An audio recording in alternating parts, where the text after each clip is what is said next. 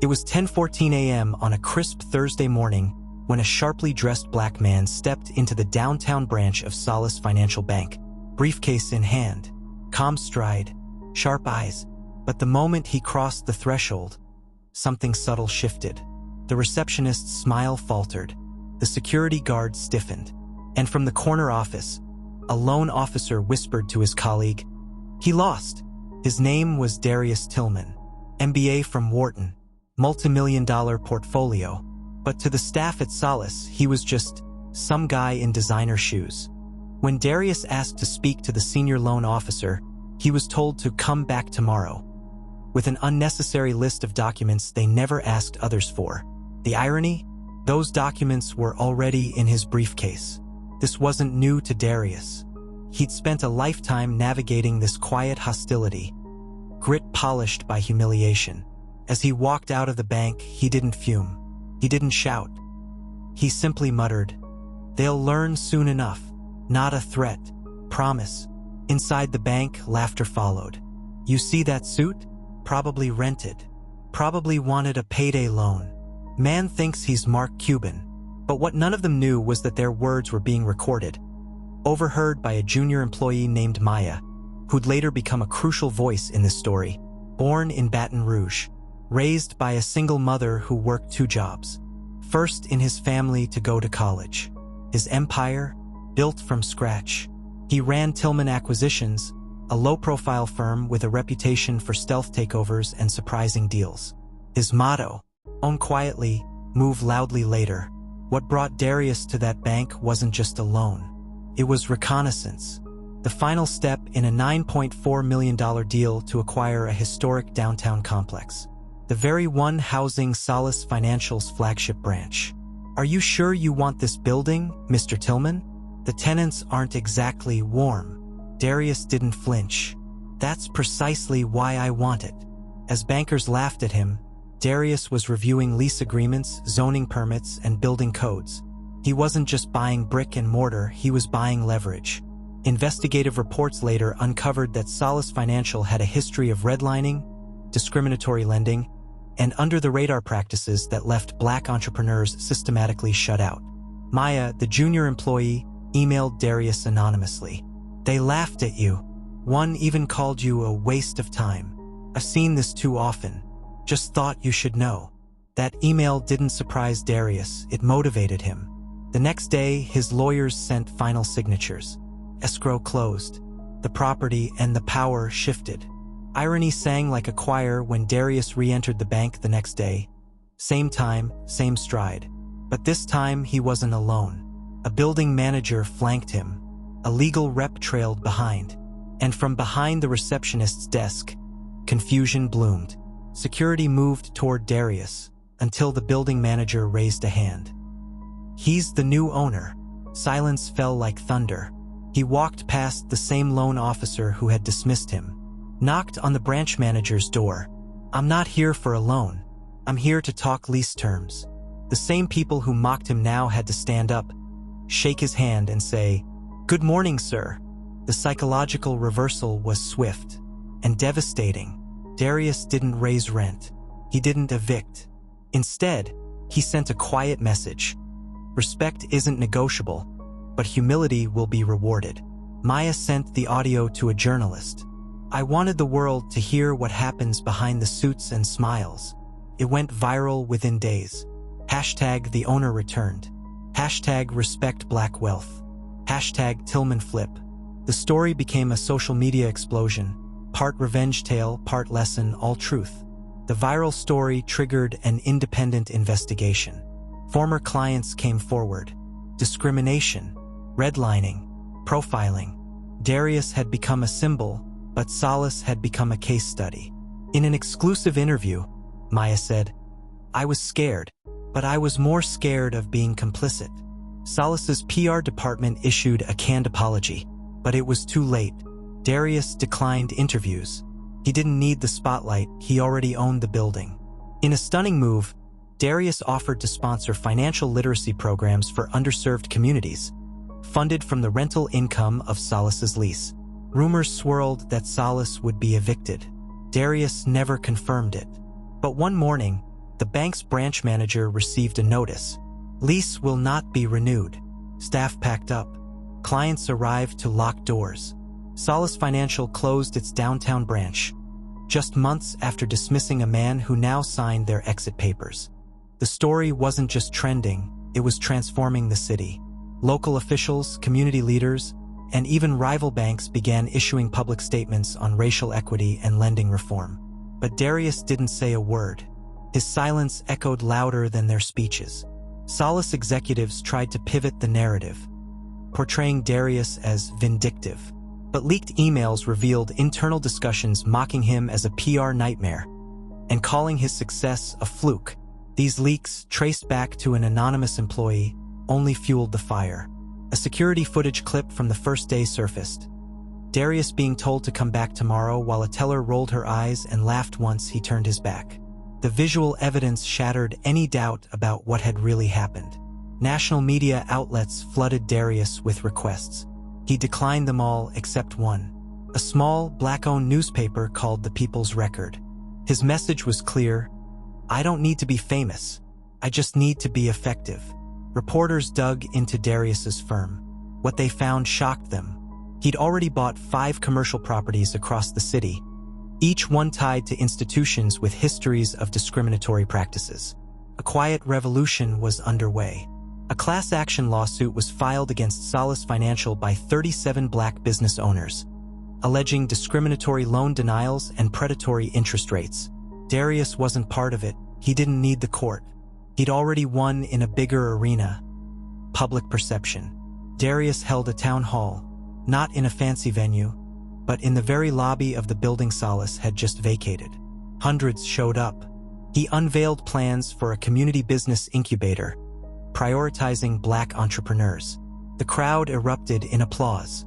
Under pressure, Solace Financial's president stepped down. His replacement, a quiet, reform-minded executive who immediately issued a statement promising transparent, bias-free lending. But trust, once broken, doesn't come cheap. Renovations began. The space that once held bank vaults was converted into a co-working hub. Darius insisted on preserving a single detail: a plaque near the entrance that read, "Never let them tell you to come back tomorrow." Maya, the whistleblower, was offered a role within Tillman Acquisitions. She hesitated, fearful of retribution. But Darius made one thing clear: courage deserves elevation. She accepted. Her story became a symbol of allyship and accountability. The city council introduced the Tillman Provision, a motion requiring independent audits on loan practices across all banks operating in the city. Passed unanimously. Darius didn't attend the vote. He was too busy mentoring young entrepreneurs. A former Solace loan officer, one who laughed at Darius that day, applied for a job at the new incubator. His resume never made it past the first round. Justice, it seemed, didn't forget faces. Weeks later, Darius received a letter. "You don't know me. I was in that bank the day they turned you away. I didn't speak up. I should have. I see it now. I hope you keep doing what you're doing." Some of us are finally waking up. Inspired by the story, investors began pouring funds into minority-owned businesses. What started as poetic justice for one man had ignited a cultural shift. Quiet capital began flowing in loud new directions. Late one evening, Darius called his mother. He told her everything. She was quiet for a long time before she whispered, "I knew you'd change things. I just didn't know how loud your silence would be." The incubator opened under a new name, the Tomorrow Center. Not a monument to revenge, but a monument to justice. Every year, it hosts a summit, Come Back Today. And in the front row, young men and women who now believe they belong in every room they walk into. Congressman Elijah Monroe stepped into the Tomorrow Center, cameras flashing. He shook Darius's hand and called the center a blueprint for restorative capitalism. But Darius, unmoved by the showmanship, replied calmly, "Blueprints are nothing without bricklayers." A fringe group planned a protest outside the Tomorrow Center, labeling it reverse racism. But when the day came, only 4 people showed up, drowned out by a community drum circle and a poetry slam hosted in the courtyard. In a shocking move, Solace Financial attempted to reacquire the building through a shell corporation. They offered triple the price. Darius declined without blinking. "You can't buy what you disrespected," he said. "Not from me." A former Solace employee leaked confidential internal audits showing hundreds of black applicants were marked for delayed follow-up. These applications were never reviewed. Darius handed the evidence to a reporter, not the courts. He knew public opinion was the ultimate judge. An anonymous donor launched the Tillman Foundation, offering full-ride scholarships to aspiring black financiers and real estate developers. Darius had no part in it until they asked him to deliver the first award.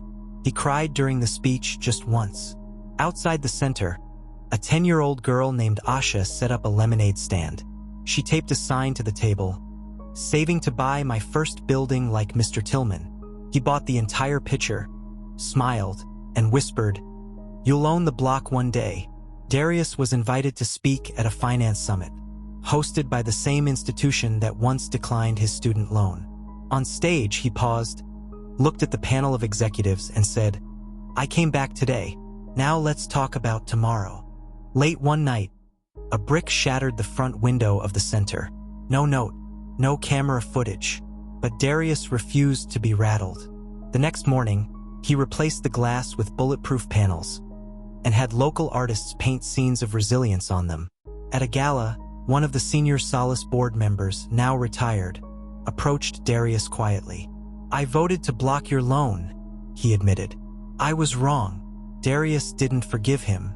He didn't need to. The system that man built was crumbling anyway. A powerful lobbyist offered Darius a consulting role, 7 figures, no work, just a title. He declined. "You want to buy my silence. But I just opened a building with an echo that won't die down." The Tomorrow Center launched free workshops on wealth building, credit literacy, and investment strategies. Attendees overflowed the rooms. One woman stood up and said, "My son will never beg a bank for permission to dream." Only one Solace employee chose to stay after the building changed hands. A janitor named Carlos. Darius met him in the break room one night. Carlos said, "I used to mop floors for them. Now I help build futures for us." Darius hired him full-time. The disgraced Solace CEO tried launching a new startup, but the media wasn't kind. Every article led with "the man who denied a black entrepreneur, then lost everything." The internet has a memory longer than a banking contract. Darius returned to the block where he grew up. The corner store was still there, run down but standing.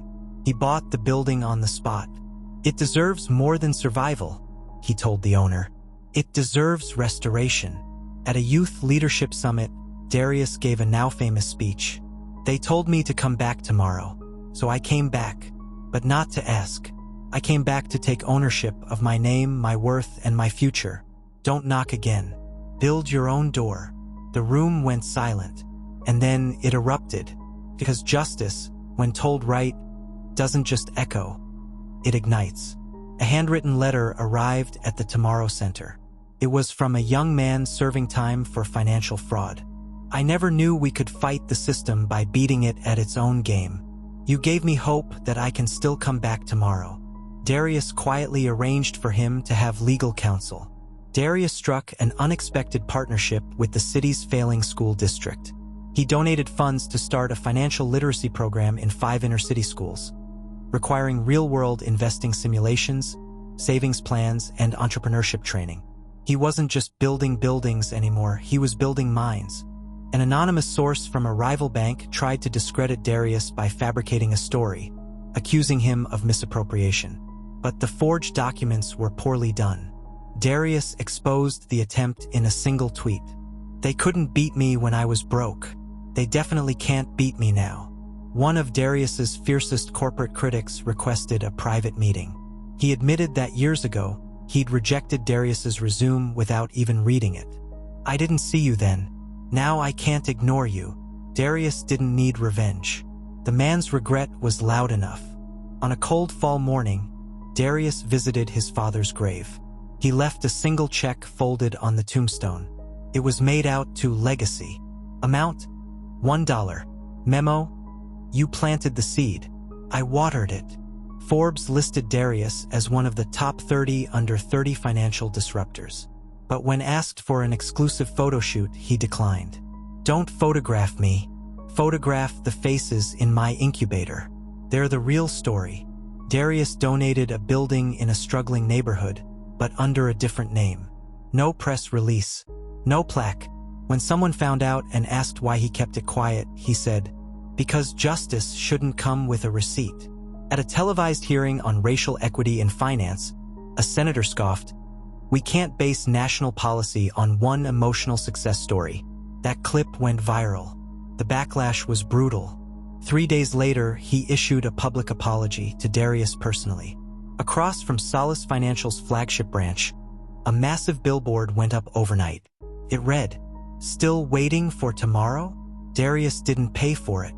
A group of anonymous donors, former denied applicants, had pooled their money to send a message. During a scholarship dinner, a mother of one recipient pulled Darius aside. "My son talks about you more than he talks about me. Thank you for making him believe his blackness is an asset, not a liability." A typed note was slid under the Tomorrow Center's front door. Simple, cold. "You're getting too powerful." Security was tightened, but Darius refused to cancel any event. He stood tall at every podium, knowing silence was deadlier than danger. In the class action suit against Solace, a federal judge ruled in favor of the plaintiffs, citing a pattern of racially biased lending practices. The penalty? Over $27 million in damages. One former applicant wept. "I was told I didn't qualify. Turns out, I just didn't pass the color test." Harvard Business School asked Darius to guest lecture on systemic disruption. In that room, filled with the future CEOs of the world, he said, "I didn't come to teach you how to get rich. I came to teach you how not to get in the way when someone else does." The Tomorrow Center hosted its first ever legacy conference, spotlighting Black entrepreneurs, investors, and activists. The final session featured 10 teenagers pitching business ideas. One of them received a standing ovation and immediate seed funding. Darius was in the front row, crying. Late one evening, Darius heard a knock at his office door. It was the very teller who'd told him to come back tomorrow all those months ago. She said, "I was following policy, but I see now what that policy cost us all." Darius stood up, extended his hand, and replied, "You came back today. That's what matters." An investigative journalist uncovered an internal Solace Financial memo titled Client Sorting Protocols, Tier 0. It instructed employees to delay or redirect applicants flagged as non-ideal risk profiles, which included zip codes with high Black populations. The document was signed by a senior executive who had since moved on to the Federal Reserve. Another whistleblower surfaced, an IT contractor who'd been ordered to delete application data based on demographic filters. He testified before Congress, revealing that Solace had purged thousands of legitimate Black applicants over 5 years to boost risk efficiency. It was systemic and criminal. The FBI moved in. 3 former Solace executives were indicted for civil rights violations, wire fraud, and data tampering. One tried to flee to the Cayman Islands. He was arrested on the tarmac. The news broke live, and the internet exploded. The most damning evidence came from a secret audio file. A VP laughed on tape, saying, "Let them sue. Their kind can't afford lawyers anyway." The tape leaked. Corporate sponsors pulled out. Solace stock plummeted 42% overnight. Poetic Karma had a soundbite now. A grand jury found enough evidence to pursue criminal conspiracy charges. The DA delivered a public statement. Discrimination is not just unethical. It's criminal. The era of institutional immunity is over. Solace's legal team offered Darius a $20 million settlement for defamation, hoping to silence him. He refused. "I don't want your hush money. I want your blueprint dismantled."